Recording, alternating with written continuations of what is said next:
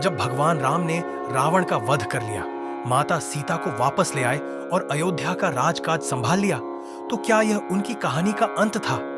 नहीं, असली रहस्य तो यहीं से शुरू होता है।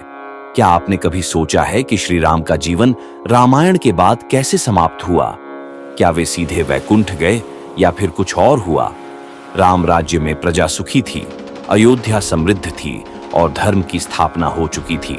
लेकिन भगवान राम का जीवन केवल एक राजा की तरह नहीं था, बल्कि वह मर्यादा पुरुषोत्तम थे। एक दिन कुछ ऐसी घटनाएं घटीं जिन्होंने उनके जीवन की दिशा बदल दी। सबसे पहला और सबसे मार्मिक क्षण वह था जब माता सीता ने धरती माता से वापस लौटने की प्रार्थना की।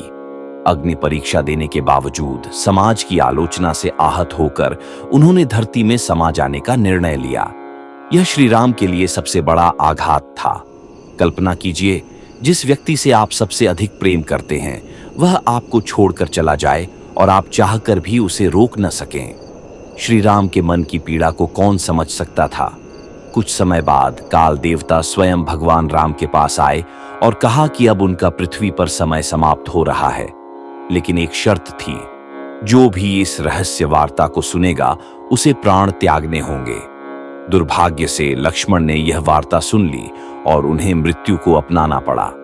श्री राम के लिए यह दूसरा बड़ा आघात था।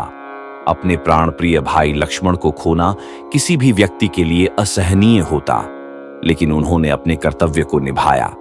अब वह समय आ गया था जब स्वयं भगवान राम को धरती से प्रस्थान करना था। उन्होंने अपने भाइयों, गुरुओं और समस्त अयोध्या वासियों को अलविदा कहा और सरयू नदी की ओर प्रस्थान किया। कहा जाता है कि जैसे ही श्री राम सरयू नदी में उतरे, उनके शरीर ने दिव्य रूप धारण कर लिया और वे विष्णु लोक यानी वैकुंठ धाम चले गए।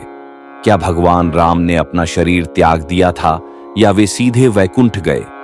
शास्त्रों में वर्णन आता है कि वे सरयू नदी में प्रविष्ट होते ही अपने विष्णु रूप में प्रकट हो गए और वैकुंठ धाम चले गए। क्या श्री राम के वंशजों ने अयोध्या पर शासन किया?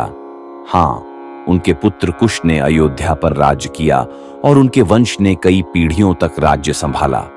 क्या श्री राम का लौटना पुनर्जन्म माना जाता है?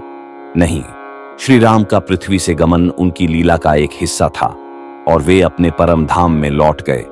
भगवान राम केवल एक चरित्र नहीं, बल्कि एक आदर्श हैं। उनका जीवन हमें सिखाता है कि हर राजा, हर भाई, हर पति और हर व्यक्ति को अपने कर्तव्यों को निभाते हुए धैर्य और मर्यादा को बनाए रखना चाहिए।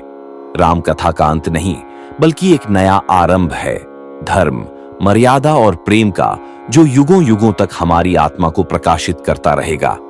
अगर आपको यह कथा रोचक लगी तो वीडियो को लाइक करें, कमेंट में जय श्री राम लिखें और चैनल को सब्सक्राइब करें ताकि ऐसी और अद्भुत कहानियां आपको मिलती रहें।